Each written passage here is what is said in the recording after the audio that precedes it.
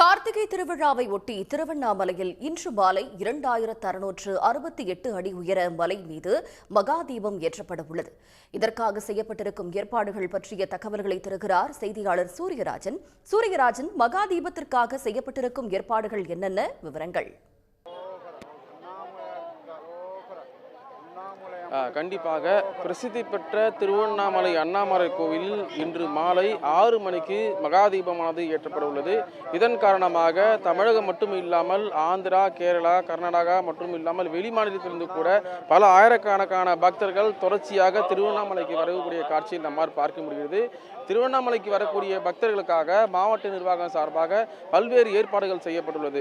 குறிப்பாக குடிநீர் மற்றும் கழிப்பறை வசதிகள் செய்யப்பட்டுள்ளது. அது மட்டும் இல்லாமல் பல்வேறு மாவட்டங்களில், அதாவது செங்கல்பட்டு, காஞ்சிபுரம், திருவள்ளூர், திருவண்ணாமலை, வேலூர், ராணிப்பேட்டை, திருப்பத்தூர் என கிட்டத்தட்ட 15,000க்கும் அதிகமான போலீசார் பாதுகாப்பு பணியில் ஈடுபட்டுள்ளனர். இங்கே நம்மிடையே வந்திருக்கக்கூடிய பக்தர்கிட்ட பேசுவோம். மேடம், நீங்க எந்த ஊர்ல இருந்து வந்திருக்கீங்க திருவண்ணாமலைக்கு? இங்கே கிரிவல பாதைக்கு எத்தனை வருஷமா வந்துட்டு இருக்கீங்க? ஒரு 10 வருஷமா வந்துட்டு இருக்கேன். நான் சென்னையிலேருந்து வந்துட்டு இருக்கேன். நான் இங்கே ஒரு திருவண்ணாமலைக்கு 10 வருஷமா வந்துட்டு இருக்கேன். நான் 2ஆம் தேதியே தீபத்துக்கு வந்துட்டு, ஸோ இப்போ சாமியை பார்த்துட்டு பரணி தீபம் பார்த்துட்டு இப்போ கிரிவலம் முடிச்சுட்டு திருப்பி சாமியை பார்க்க போயிட்டு இருக்கேன். நான் திருவண்ணாமலைக்கு வந்திருக்கேன். எத்தனை வருஷமா வந்துருக்கீங்க? கூட்டம் எப்படி சார் இருக்கு? அதிகமான கூட்டமாக இருக்கு. நான் 13 வருஷமா வந்துருக்கேன். ராமநாதத்துலேருந்து வரேன். மாதம் வருவேன். பௌர்ணமி பிரதோஷத்துக்கு வந்துடுவேன். திருவண்ணாமலைக்கு வந்துருக்கீங்க. மாவட்ட நிர்வாக சார்பாக என்ன மாதிரி ஏற்பாடுலாம் செஞ்சுருக்கீங்க? கூட்டம் எப்படி சார் இருக்கீங்க? மாலை மகாதீபம் நடக்க போகுது. ரொம்ப நல்லா இருக்குங்க சார். எல்லாமே சிறப்பு ஏற்பாடெலாம் நல்லா பண்ணியிருக்காங்க சார். எல்லாமே செக்யூரிட்டியாக இருக்காங்க சார். கூட்டமெல்லாம் அளவாக கண்ட்ரோல் பண்ணி நல்லா நீட்டாக தரிசனம் பார்த்தேங்க சார். காலையில் பரணி தீபம் பார்த்தோம். ரொம்ப மிக சிறப்பாக இருந்துச்சுங்க சார். ரொம்ப சந்தோஷமாக இருந்துச்சுங்க சார்.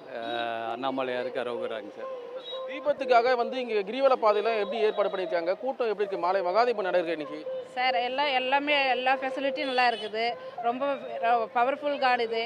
நாங்கள் வருஷம் வரோம். ரொம்ப நல்லா இருக்குது. கடவுள் அருளால் எல்லாமே நல்லபடியாக எல்லா அருளும் கிடைக்குது. எல்லாருக்கும் அண்ணாமலையார் அருளும் எல்லாருக்கும் கிடைக்க ஃபெசிலிட்டியெல்லாம் நல்லா இருக்குது சார். எந்த குறையும் இல்லை. அண்ணாமலையார் அருளால் எல்லாம் நல்லபடியாக நடக்குது சார்.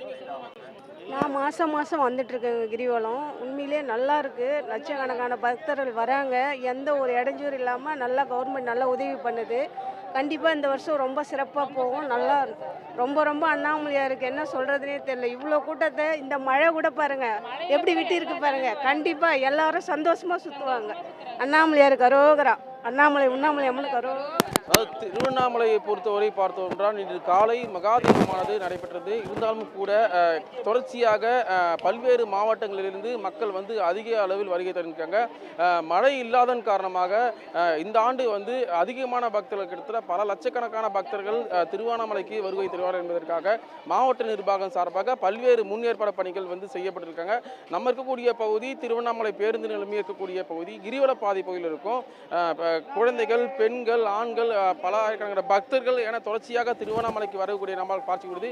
எனவே நேற்று முதலே விடிய பக்தர்கள் திருவண்ணாமலை கிரிவல பாதையில் வகித்தாலும் கூட இன்று மாலை நடக்கக்கூடிய மகாதீபத்திற்காக மக்கள் அதிக அளவில் இங்கே திருவண்ணாமலையில் குவிந்திருக்கக்கூடிய காட்சியை நம்மால் பார்க்க முடிகின்றது.